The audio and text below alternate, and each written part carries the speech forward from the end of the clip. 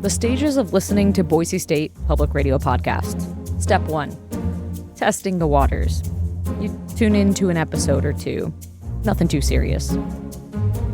Step 2. You got a little hooked on one of those series like Extremely American or Scandalized, and now you're binging.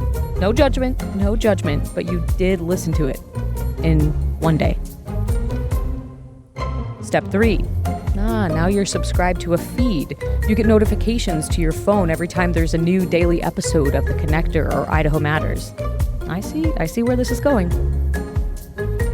Step 4. You realize how much time you're spending with Boise State Public Radio podcasts and the fact that it doesn't cost you a dime. Step 5. You decide to step up and support your podcast listening because you can, because you want to, not because you have to. All right, now's the time, you podcast fan you. Go to boisestatepublicradio.org and click donate to support your love of Boise State Public Radio podcast listening today.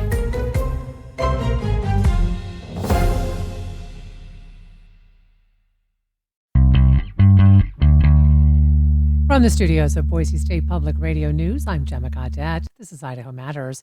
As we kick off the 2025 Idaho legislature today, let's continue our look at what's on the minds of lawmakers in the new legislative session. Now, last week, lawmakers got an economic forecast that included some of the key topics facing Idaho's budget in the new year, including everything from interest rates to inflation to a new U.S. Congress and how it might impact the Gem State's bottom line.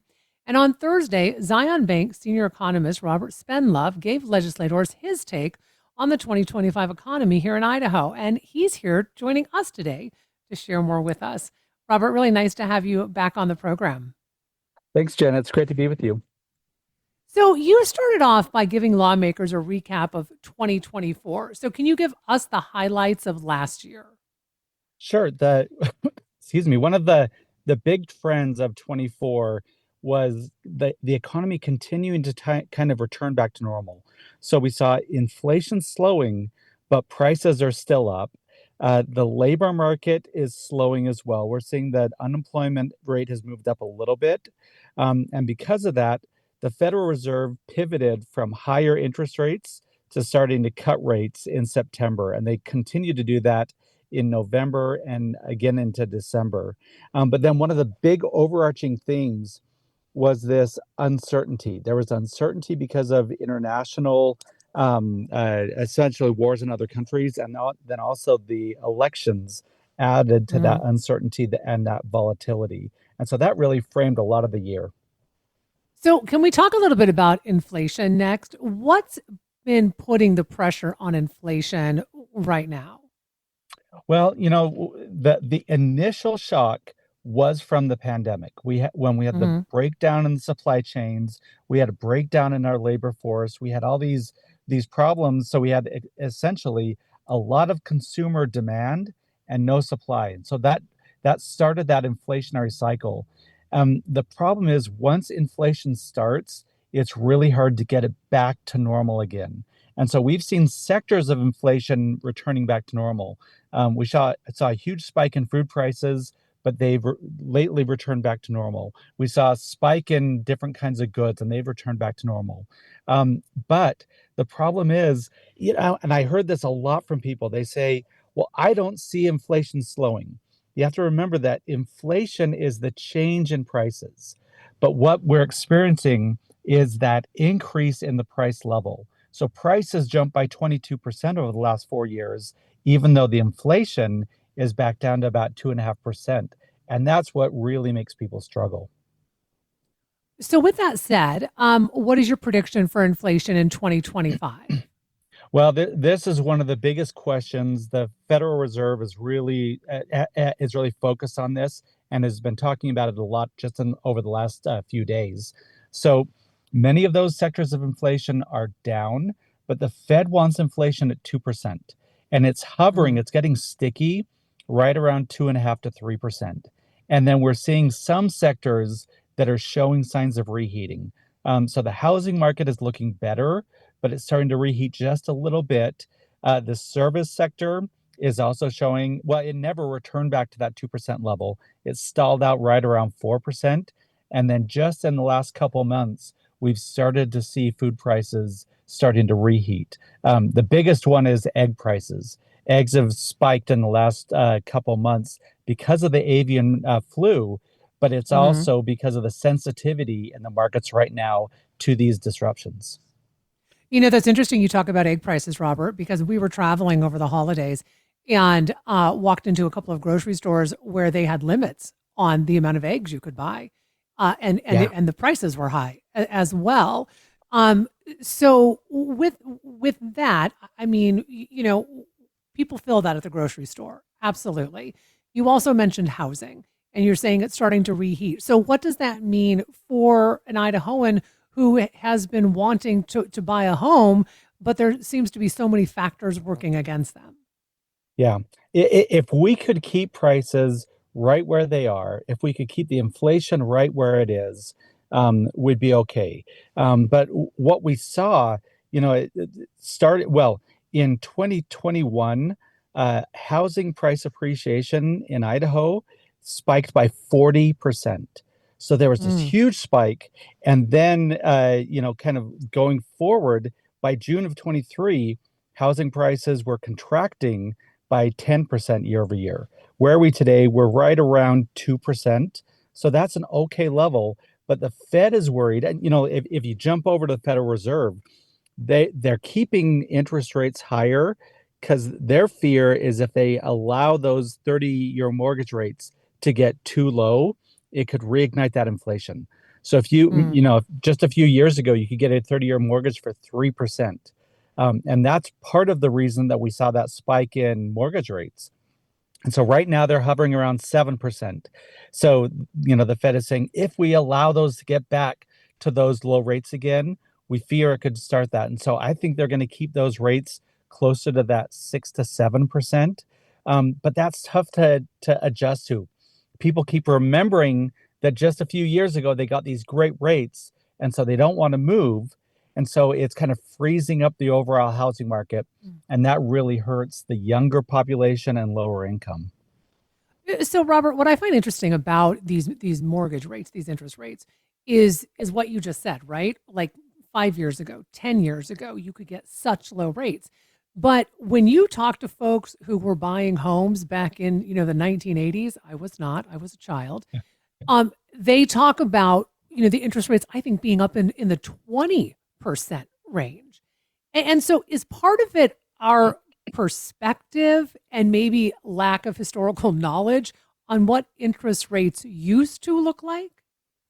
Yeah, and that's a big part of this. I get this question all the time. People say, "When will things return back to the way they were before?" And I'm like, "Well, if you look at that long-term 30-year mortgage rate, that average is actually 6.5%. Over the last 60 years, it's Mm, 6.5%. So we're about there. But they keep thinking about, well, yeah, but just a few years ago I could get this. And we don't want rates to go back to where they were 4 years ago because it was the result of the global pandemic, as it was the result of the economy in collapse. But it is tough to adjust back to a normal state, especially when it doesn't feel normal for a lot of people. mm. So let's talk a little bit more about interest rates because you did tell lawmakers that the Federal Reserve had originally thought about cutting interest rates 4 times in 2025. They've now changed that to 2 cuts.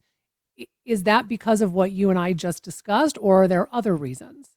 Yeah, so there's the Fed has what's called a dual mandate. So they're mandated by Congress to focus on two main issues. One of those is inflation, the other one is employment.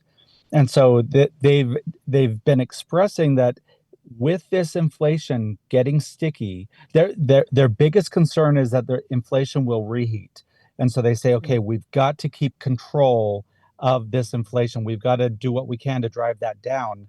And we're starting to see on the other side, on the employment side, we're starting to see some signs of the labor market weakening. It's not really problematic yet, but we are seeing the unemployment rate moving up, where nationally it's now up to 4.2%.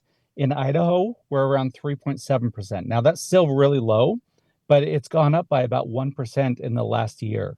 And so they don't want the labor market to cool any more than it has, but they're trying to control that inflation. And it's really hard. And so they said, we're going to continue cutting rates, but we're going to cut those rates more slowly than we had anticipated when we started this back in September.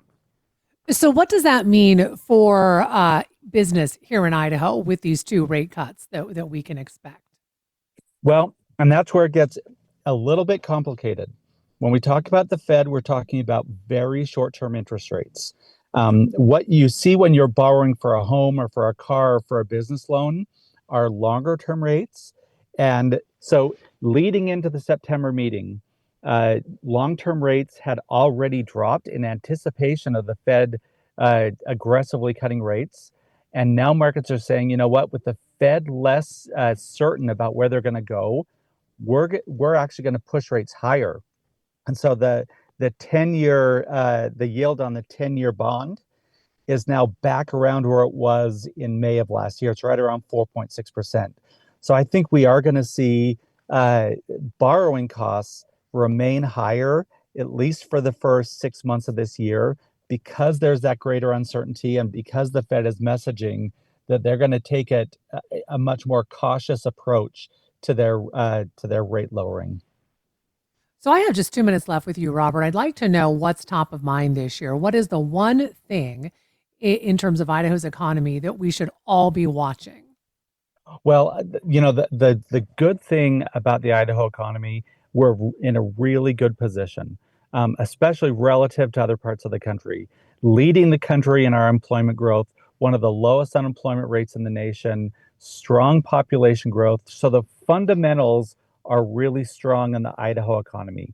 The struggle that we see is that affordability issue, where the cost of living relative to how it was 10 or 20 years ago is a lot higher.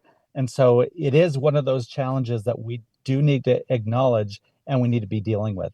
And then on the other side, there are some big uncertainties at the national level. International trade, tax policy, the national debt, and deregulation are all going to have big impacts throughout the country, but also in Idaho.